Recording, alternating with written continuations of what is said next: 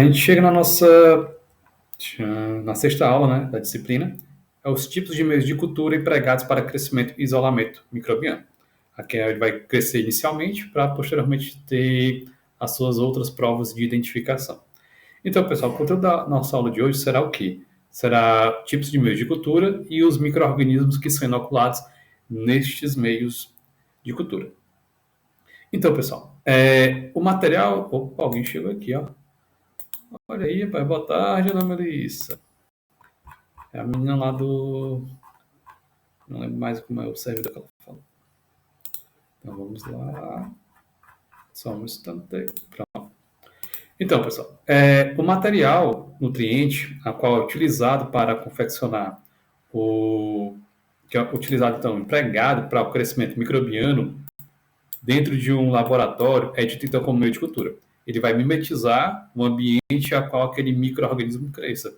Como, por exemplo, uma condição do corpo do hospedeiro, como, por exemplo, os nutrientes que ali possam estar contidos. Opa, rapaz. Boa tarde, Andresa. Esse meio, pessoal, ele vai dar as condições e os nutrientes necessários para que esse micro-organismo cresça e, posteriormente, se desenvolva nesse meio e seja, então, posteriormente identificado. Então, quando, então, o micro-organismo ele é introduzido em um meio de cultura para observar, então, esse crescimento, é dado, então, como inóculo. Ou seja, eu vou pegar a amostra do paciente, por exemplo, chego aqui no meio de transporte, né? Eu vou utilizar esse material aqui, que é dito, então, como alça de platina. Vou dar aqui um zoom, ver se dá certo. Pronto, deu certo. Vocês conseguem observar que essa alça de platina ela tem uma espécie de orifício aqui central. Ela coleta uma determinada quantidade de micro-organismos. E com isso eu vou fazer esse inóculo. É o quê? É inserir a minha amostra aqui. Eu posso fazer vários tipos de inoculação. Seja o quê? Uma estira, apenas assim, para observar o crescimento, ou posso fazer uma estira por esgotamento, né, que eu vou espalhar o micro-organismo em diferentes partes do meio para observar e, posteriormente, ter colônias separadas, certo?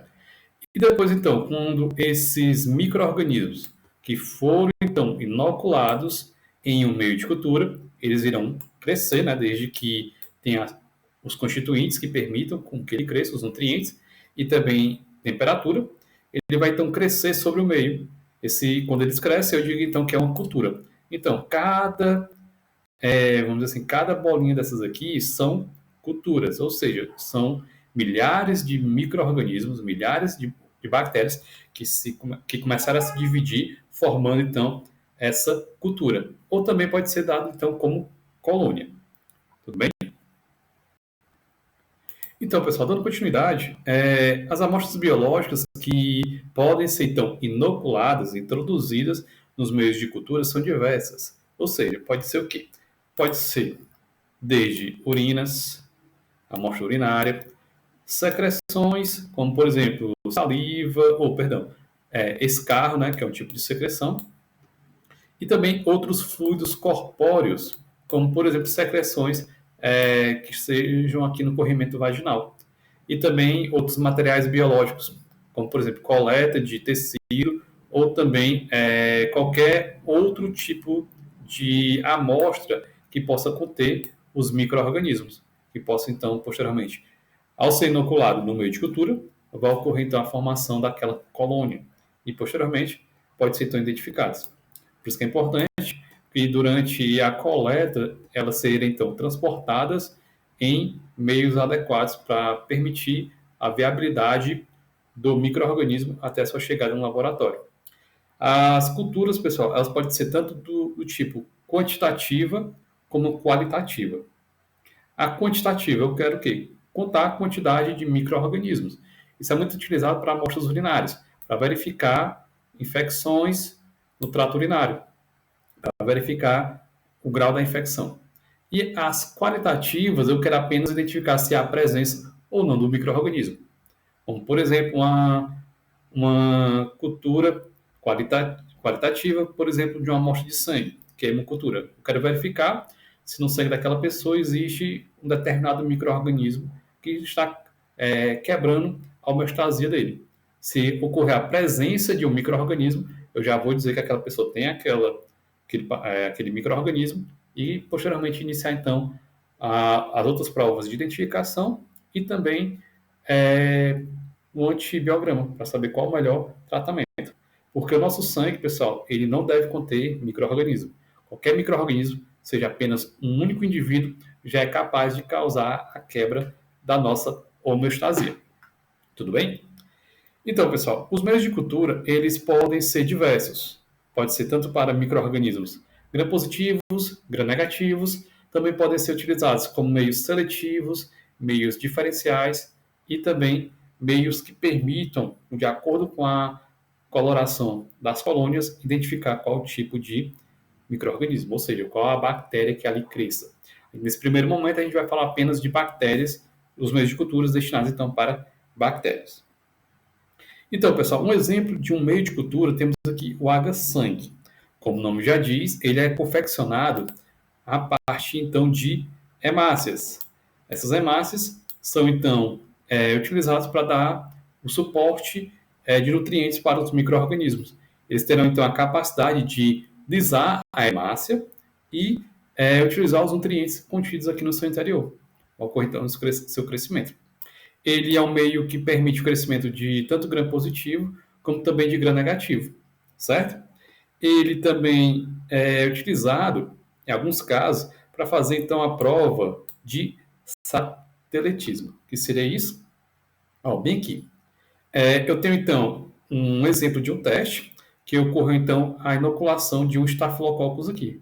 O que acontece? Eu vou então passar uma estira de micro-organismo suspeito, que é no caso aqui o Haemophilus influenza. Ele vai crescer, pessoal, próximo ao Staphylococcus, formando então como se fosse uma espécie de satélite.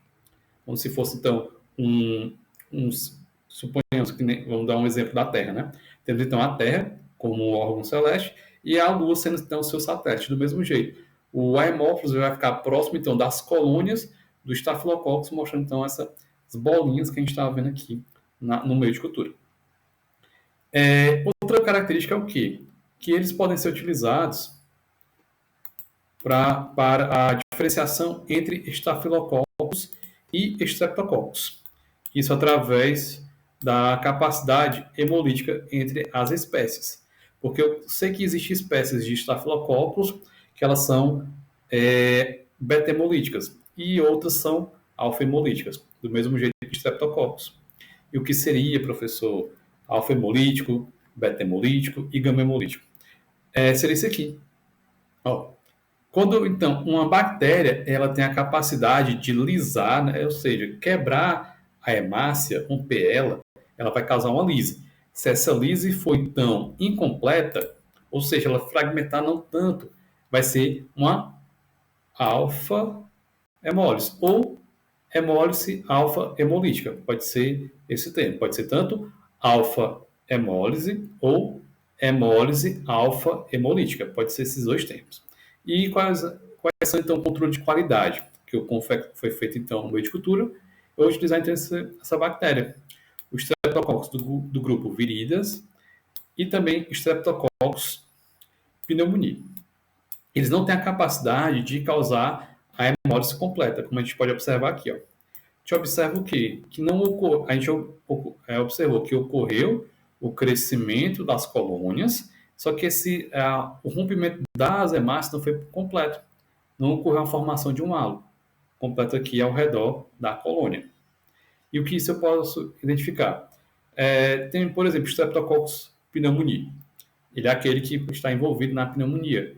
Eu, então, ao inocular nesse meio, observando essa colônia, eu consigo diferenciar de outros indivíduos, como, por exemplo, o Streptococcus pyogenes e também Staphylococcus aureus. Esses indivíduos aqui, pessoal, eles são beta-hemolíticos ou hemólise beta-hemolítica, ou seja, eles possuem a capacidade de lisar a hemácia por completo. A gente observa aqui, halos, a gente tem aqui a colônia, né? Várias colônias. A gente observa que há esse halo, ou seja, não existe mais hemácias aqui. Por quê? A bactéria conseguiu romper todas as hemácias que aqui continham. E com isso, ocorreu então esse halo, como se fosse um vazio. Não existe mais hemácias aqui, porque a bactéria lisou elas e acabou então formando essa estrutura, esse halo. E também temos, por fim, a gama-hemólise ou hemólise gama. Qual é a diferença entre eles? Esses indivíduos que são gama-hemolíticos ou hemólise gama, eles não conseguem romper as hemácias, ou seja, eles crescem no meio, utilizando os nutrientes que ali estão contidos, contudo, eles não têm a capacidade de lisar a hemácia, eles não têm a capacidade de romper a membrana da célula e utilizar o seu conteúdo para a sua nutrição. São exemplos, então, os Enterococcus fecalis e também Staphylococcus epidermidis. Um exemplo, pessoal. Temos uma infecção que ocorre na nossa pele. Pode ser tanto causada pelos Streptococcus pyogenes, como também o Staphylococcus epidermidis. Numa primeira identificação, já poderia separar entre eles. Por exemplo, se eu observar eu tenho uma suspeita, né? Eu não sei quem está causando aquela infecção na pele, se é um Staphylococcus ou o Streptococcus pyogenes, certo? Eu coloquei no meio de cultura, no água-sangue. O que aconteceu? Ocorreu essa formação dessa colônia. Com isso, eu já descarto o Streptococcus pyogenes, porque eu sei que o Streptococcus pyogenes ele é beta-hemolítico e não gama-hemolítico aqui, como exemplificado. Tudo bem? Dando continuidade, existe outro meio, aqui que é o meio água-chocolate. O meio água-chocolate, ele dá esse nome por essa coloração aqui, ó, porque ele se assemelha ao chocolate. Contudo, ele não é feito com chocolate, não é feito de cacau. Ele é feito, pessoal, a partir de sangue. Só que ele tem a diferenciação entre outro meio que foi exemplificado. Ele aqui, pessoal, o água-chocolate, ele já é confeccionado para micro-organismos mais exigentes, porque eles precisam de um determinado fatores de crescimento, como aqui, ó, hemina e hematina. São dois fatores de crescimento essenciais para o crescimento de alguns micro-organismos. E como que é confeccionado, então, esse meio? Então, é adicionado o sangue, pode ser adicionado, né, sangue de cavalo, ou sangue de carneiro ou coelho. Depois, o que é que vai fazer, né, quando está confeccionando? Eu vou, então, aumentar a temperatura daquele preparado. Eu vou esperar, então, que com o aumento da temperatura vai ocorrer, então, a lise, a quebra das hemácias. Quando ocorre, então, a lise e a quebra das hemácias, vai ocorrer a liberação desses dois fatores aqui essenciais de crescimento para os micro-organismos exigentes e vai dar esse aspecto aqui de chocolate ao meio, certo? E quem são esses indivíduos? Os indivíduos, pessoal, que são utilizados para o crescimento aqui no água-chocolate são, por exemplo, Haemophilus, Neisseria, Brahmanella catarrharis e Moraxellus. São indivíduos, por exemplo, gram-negativos. Irão crescer nesse meio aqui, que eles são mais exigentes. Eles necessitam desses fatores aqui de crescimento para ocorrer a formação da colônia. Aqui, pessoal, a gente tem um exemplo de um estiramento por esgotamento. Como que é feito isso? É feito, então, a semeadura aqui de um lado, ó, desse jeito. Depois, pega-se aquela mesma alça de platina, faz essa outra estira. Depois, faz outra estira, até observar a colônias separadas. São feitas, então, 4 estiras aqui nesse meio. Posteriormente, é coletado com aquela alça de platina uma colônia para fazer, então, as identificações bioquímicas ou preparação do antibiograma. E temos aqui o controle de crescimento, que é, no caso aqui, o Haemophilus influenza.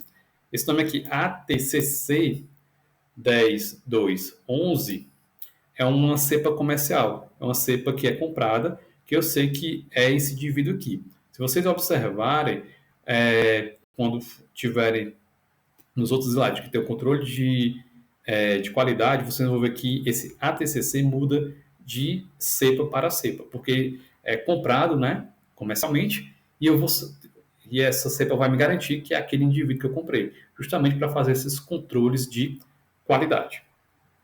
Tudo bem? E para a gente finalizar esse primeiro momento da nossa aula, temos outro meio, que é o meio Aga, Taimate Chocolate. Ele vai ter também uma coloração muito parecida com o anterior.